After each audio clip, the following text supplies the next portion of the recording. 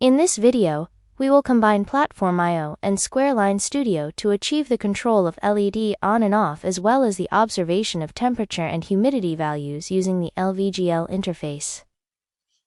First, open the SquareLine Studio software, register an account, and log in. Start by selecting the LVGL version as 9.1. Next, we will introduce the resolution of each size of our basic development board. The resolution of the 7-inch and 5-inch basic development boards is 800 x 480. The 4.3-inch basic development board has a resolution of 480 by 272. The 3.5-inch basic development board has a resolution of 480 by 320. The resolution of the basic development board with 2.8-inch and 2.4-inch displays is 320 x 240.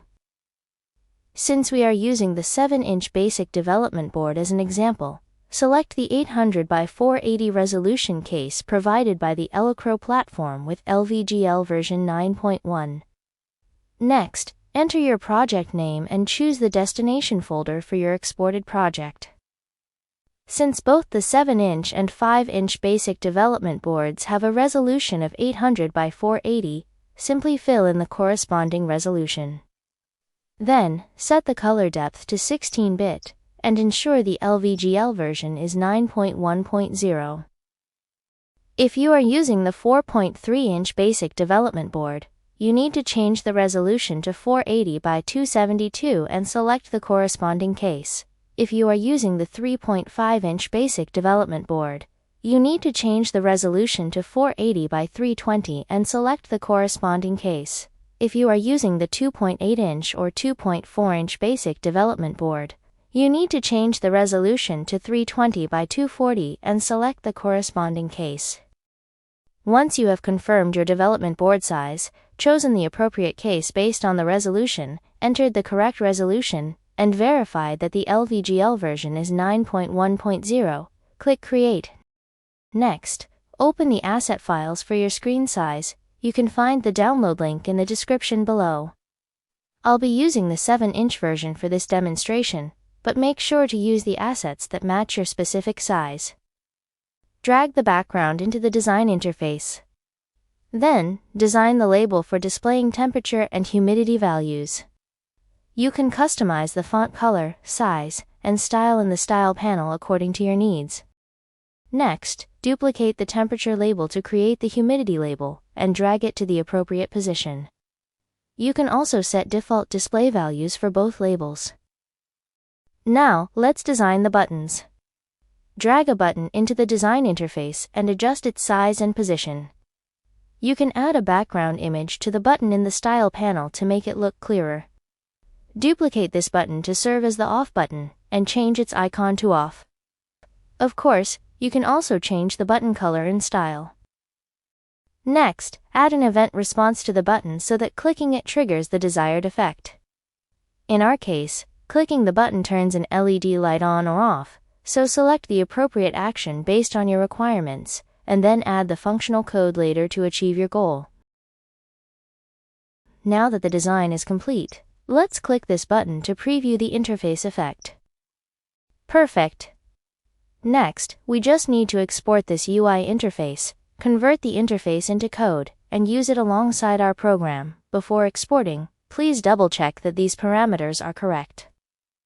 Fill in the export path of the project, the location where the UI files will be saved. After exporting, you can simply copy the UI code from here. Next, fill in lvgl.h and make sure the button is selected. Now you are ready to export the UI files.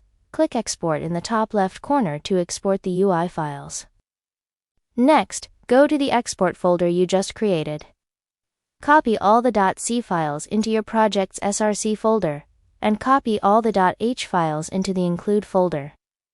This ensures that your project can locate all the UI files you created during compilation and runtime.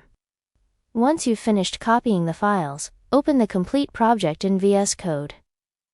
One thing to keep in mind is that the names I used in this demonstration are just examples. You can name your labels and buttons however you like. The important part is to keep the names consistent between Squareline Studio and your PlatformIO project.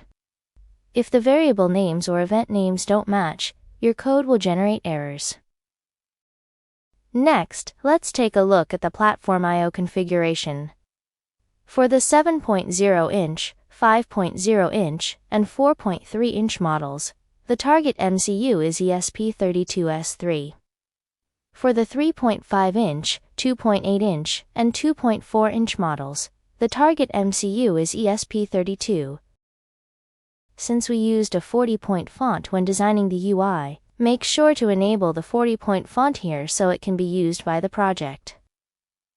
Next, specify the partition table using the one we provide. This ensures there's enough flash space for the project and helps prevent build failures caused by insufficient partition size.